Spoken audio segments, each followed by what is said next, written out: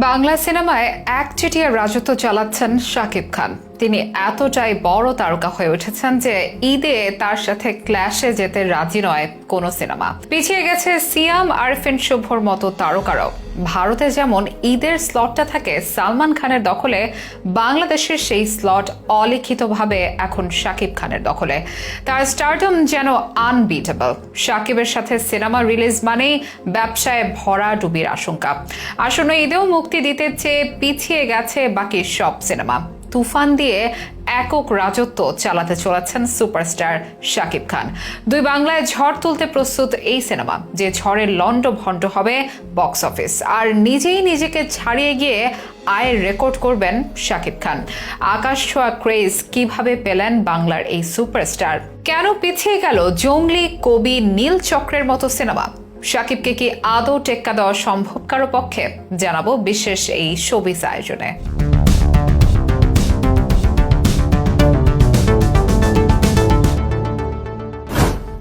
1999 সালের মে মাসে নিজের নাম বদলে সিনেমার দুনিয়ায় পা রেখেছিলেন মাসুদ রানা। নানা সিঁড়ি বেয়ে আজ তিনি দেশের শীর্ষ চলচ্চিত্র তারকা। মাসুদ রানা থেকে হয়েছেন শাকিব খান। শুধু শাকিব খান নন, সুপারস্টার শাকিব। বাংলা সিনেমায় এখন তার একচেটিয়া রাজত্ব। এর প্রমাণ মিলবে বাইরের সব ইন্ডাস্ট্রির সাথে তুলনা দিয়ে দেখলে। সাধারণত বিশ্বের সব ইন্ডাস্ট্রিতে সেরার পজিশন নিয়ে চলে তুমুল লড়াই। শাহরুখ নাকি সালমান, দেব নাকি জিৎ, এসব কথা অনেকেই শুনে থাকবেন। তবে প্রসঙ্গটা যদি হয় বাংলাদেশি সিনেমা ইন্ডাস্ট্রি, এক বাক্যে শাকিবকে সুপারস্টার মানতে বাধ্য যে কেউ।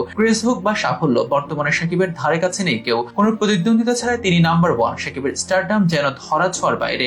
শাকিবের আরেকটি বৈশিষ্ট্য হচ্ছে প্রতি ঈদে নিয়মিত তিনি হাজির হন। সারা বছর হলগুলো দর্শক খরায় ভুগলেও ঈদে দেখা যায় ব্যতিক্রম চিত্র।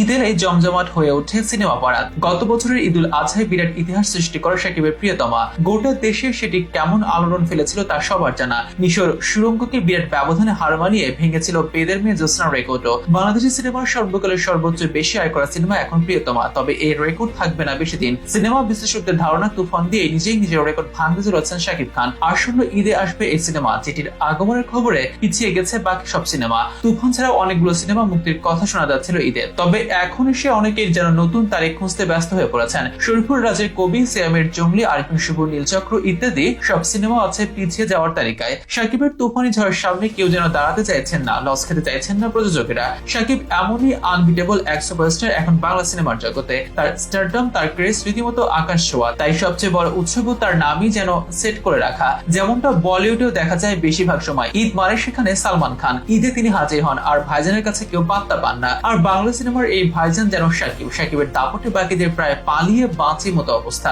যদিও একটি সময় একদিকে শাকিবের 5টি ছবিও মুক্তি পেয়েছে, তবে এই ধারা পরিবর্তন হয়েছে। শুধু রাজকুমার সিনেমা দিয়ে ঈদের শাকিব তার উপস্থিতি জানান দিয়েছেন ঈদুল ফিতরে। আর আজহাতে আসছেন তুফান নিয়ে। দুই বাংলাতে কাঁপাবে এই সিনেমা। শাকিবের জনপ্রিয়তা শুধু দেশেই যে আটকে নেই, আর দক্ষ অভিনয় শৈলী দিয়ে টলিউডের দর্শকের মনে জায়গা করে নিয়েছেন গুড লুকিং এর এই অভিনেতা। 25 বছরের ক্যারিয়ারে বহুবার বাজিমাত করেছেন শাকিব। এবার তার বাজির ঘোড়া তুফান, যেটির টিজার ও গানে এরই মধ্যে মুগ্ধ নেটিজেনরা। দুই বাংলার যৌথ প্রযোজনার এই সিনেমা ভেঙে দিতে পারে বাংলা সিনেমার সব রেকর্ড। সাথে আরো একবার মনে করিয়ে দিতে পারে গোটা একটি ইন্ডাস্ট্রি একাই টেনে নিয়ে যাচ্ছেন শাকিব খান।